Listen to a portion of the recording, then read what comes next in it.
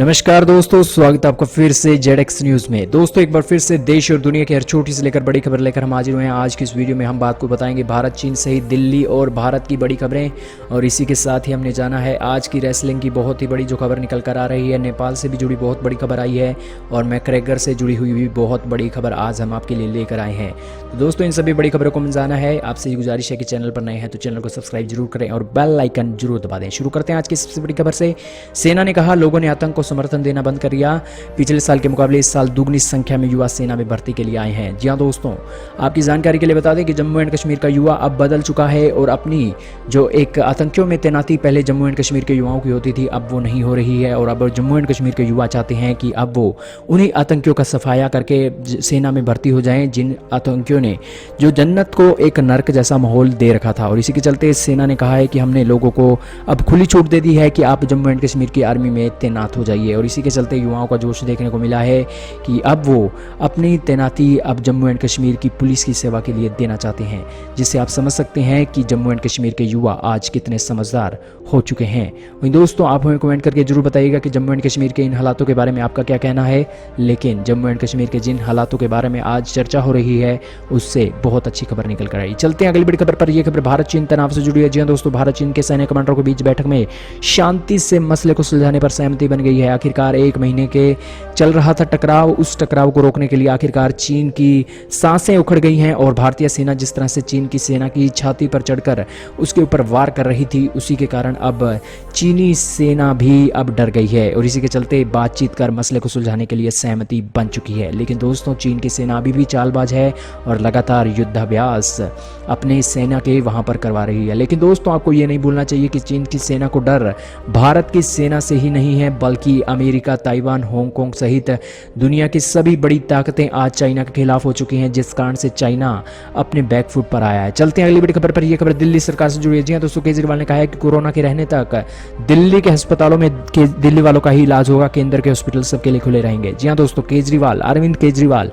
लगातार अपने बयानों के कारण चर्चा में रही हैं। हाल ही में उन्होंने अपने पैसों के लेकर भी केंद्र सरकार से मदद मांगी थी, लेकिन अभी तक केंद्र सरकार ने उन्हें मदद नहीं दी है, परंतु उन्हें उम्मीद है कि बहुत जल्दी वो मदद मिलेगी। लेकिन फिलहाल जो उन्होंने फैसला लिया है कि दिल्ली वालों का इलाज दिल्ली के अस्पतालों में ही होगा और हर अस्पताल वो दिल्ली में कोरोना वायरस के लिए खोलेंगे। लेकिन 10,000 बेड वाले हॉस्पिटल हैं उनमें से 9,000 बेड कोरोना वायरस के लिए फिक्स कर दिए गए हैं। हालांकि दिल्ली में जो कोरोना वायरस के केसेस हैं बढ़ रहे हैं, जिस कारण से केजरीवाल को चिंता है कि कहीं केसेस बढ़ते हैं तो आखिरकार उनके हॉस्पिटल की सुविधाएं कम ना पड़ जाए। इसी कारण से वो लोगों का इलाज अपने घरों में बैठकर ही कर रहे हैं और इसी कारण से ये बड़ी खबर निकल कर आई है कि दिल्ली के अस्पतालों में दिल्ली वालों का इलाज होगा। वहीं दोस्तों देखना होगा कि आखिरकार दिल्ली में कहां तक रिकॉर्ड पहुंचते हैं और कोरोना वायरस के मामले कहां तक थमते हैं। लेकिन दिल्ली अभी पूरी तरह से बंद है और लगातार जो केसेस हैं वो बढ़ते जा रहे हैं। चलते हैं अगली बड़ी खबर पर। यह खबर भारत से जुड़ी है। जी हां दोस्तों, अब तक 2.57 लाख केस भारत में रजिस्टर हो चुके हैं और लगातार दूसरे दिन भी भारत ने रिकॉर्ड तोड़ दिया है और 10,000 से ज्यादा की गिनती में आज केस सामने आए हैं। और इसी के साथ दोस्तों भारत में जो मामले हैं लगातार बढ़ते जा रहे हैं। हालांकि भारत में अब अनलॉक शुरू हो गया है और अनलॉक के जरिए जो सबसे ज्यादा केसेस सामने आए महाराष्ट्र में आए हैं और यहाँ पर केसों की संख्या 86,000 के पार हो चुकी है और फिलहाल जो मामले सामने आए हैं उसको लेकर चिंता जताई जा रही है। चलते हैं अगली बड़ी खबर पर। यह खबर अनलॉक से जुड़ी है। जी हां दोस्तों, 75 दिनों बाद मंदिर, मस्जिद और मॉल्स खुल चुके हैं। 50% सीटिंग कैपेसिटी के साथ अब रेस्टोरेंट भी खोले जाएंगे और अब आप रेस्टोरेंट में बैठकर खाना भी खा सकेंगे। अनलॉक 1 के जरिए अब ये छूटें दी जा रही हैं। इसी के जरिए 8 जून आज हो चुके हैं और इसी के साथ ये छूटें दी गई हैं। वहीं दोस्तों देखना होगा कि आखिरकार किस तरह से ये छूटें काम में आती हैं। हालांकि जिस तरह से शराब के ठेके पहले खुले थे और मंदिर मस्जिदों पर ताले लगे हुए थे उसके बाद से ही सरकार की किरकिरी हो रही थी। लेकिन क्या किया जाए, अब कमाई का जरिया जहां से आता है, मंदिर मस्जिदों से कमाई तो आती नहीं है। इसी कारण से शराब के ठेके पहले खुले थे, मंदिर मस्जिद बाद में खुले थे। लेकिन मंदिर मस्जिदों के लिए भी गाइडलाइन जारी की गई है। एक दूसरे 6 फीट की दूरी बनाकर रखनी है, मास्क पहनना है, सैनिटाइजर यूज करना है और आरोग्यम सेतु ऐप हर हाल में आपको मंदिर में, धार्मिक स्थलों में, होटलों में, रेस्टोरेंट और मॉल्स में इस्तेमाल करना है। चलते हैं अगली बड़ी खबर पर।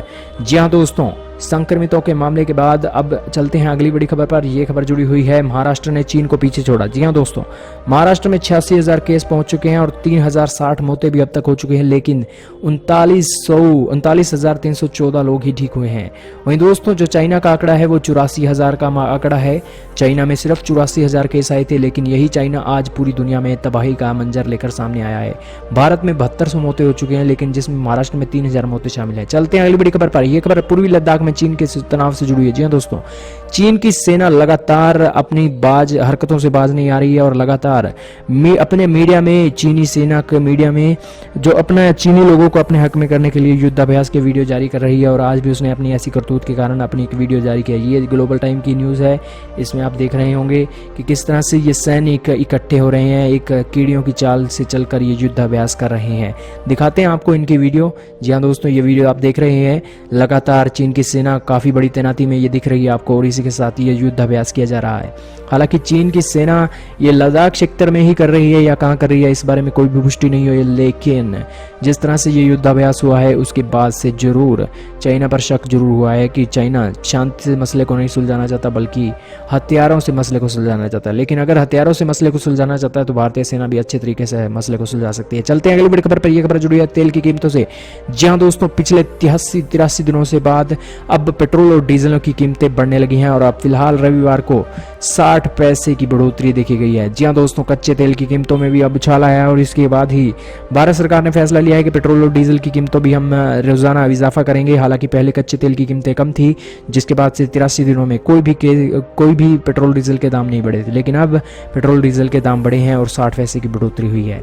लेकिन दोस्तों अभी सरकार जनता की जेब से ही पैसा निकालेगी और पेट्रोल डीजल के दाम अब आपको आने वाले दिनों में बढ़ते हुए दिखाई देंगे और सरकार ने इस ओर काम करना भी शुरू कर दिया। चलते हैं अगली बड़ी खबर पर। यह खबर भारत नेपाल विवाद से जुड़ी है। जी दोस्तों, भारत से बातचीत की कोशिश में है नेपाल।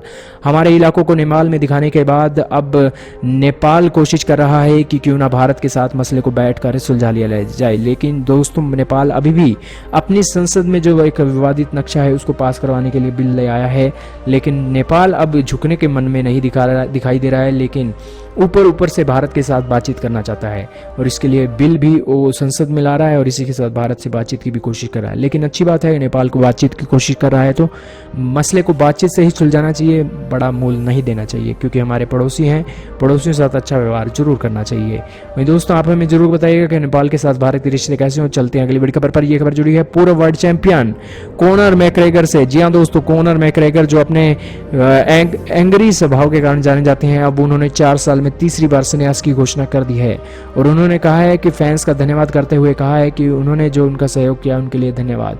और आज उन्होंने ट्विटर पर भी अपने ट्वीट कर अपने संन्यास की घोषणा की। हालांकि ये आखिरकार इतने बड़े बड़े चैंपियन आखिरकार अपने संन्यास की घोषणा क्यों कर देते हैं, तो आपकी जानकारी के लिए बता दें कि इन्हें लगता है ये इनकी माँ है। ट्विटर पर आप देख रहे हैं, ये इनकी माँ के साथ इन्होंने ट्वीट किया और उन्होंने कहा है कि हम संन्यास ले रहे हैं। हालांकि ये संन्यास इसलिए लेते हैं ताकि इन्हें लगता है कि यूएफसी में जो फाइटर जो अभी लड़ाके हैं, जो अभी रेसलर हैं, वो रेसलर उनके अकॉर्डिंग नहीं है और वो उन रेसलरों को आसानी से हरा सकते हैं, इसलिए वो ऐसी छोटी मोटी फाइट नहीं लड़ना चाहते हैं। उसी कारण से तीसरी बार वो अपने संन्यास की घोषणा कर रहे हैं।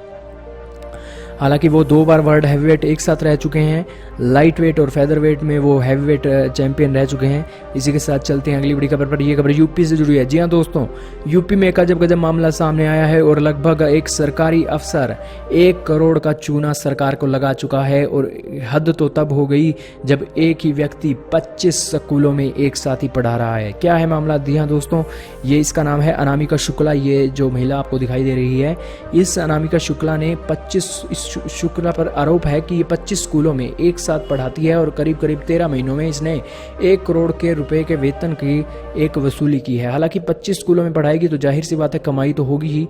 अब एक ही व्यक्ति 25 स्कूलों में पढ़ा रहा है, ये आखिरकार इतना बड़ा घोटाला कैसे हो गया? और इसके रोकने के लिए आखिरकार सरकारी अफसर कहाँ तेल लेने गए हुए थे या कहाँ गए हुए थे?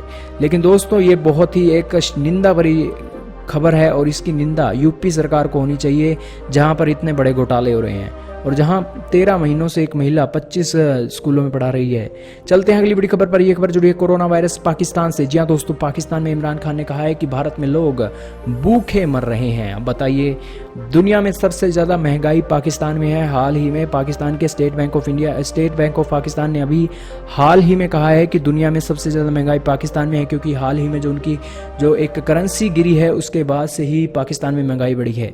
और इसके बाद जब भारत के साथ उन्होंने व्यापार बंद किया था उसका भी प्रभाव देखने को मिला है। लेकिन अब जहाँ पर चीज़ें महंगी हैं वहाँ पर लोग भूखे नहीं मर रहे हैं और वहाँ के लोग अब भारत के लोगों को भूखा मरने का एक आरोप लगा रहे हैं। हालांकि दोस्तों, जब पेट में अन्न ना गया हो तो जाहिर सी बात है कि दुनिया को जिसके पेट में अन्न ना गया हो उसे सभी भूखे ही लगते हैं। और इसी कारण से पाकिस्तान की सरकार भी यही कह रही है कि भारत में लोग भूखे मर रहे हैं। वही दोस्तों, आप हमें कमेंट करके जरूर बताइएगा कि आखिरकार पाकिस्तान से हैं आप तो हमें ज़रूर बताइएगा कि पाकिस्तान में क्या स्थिति है।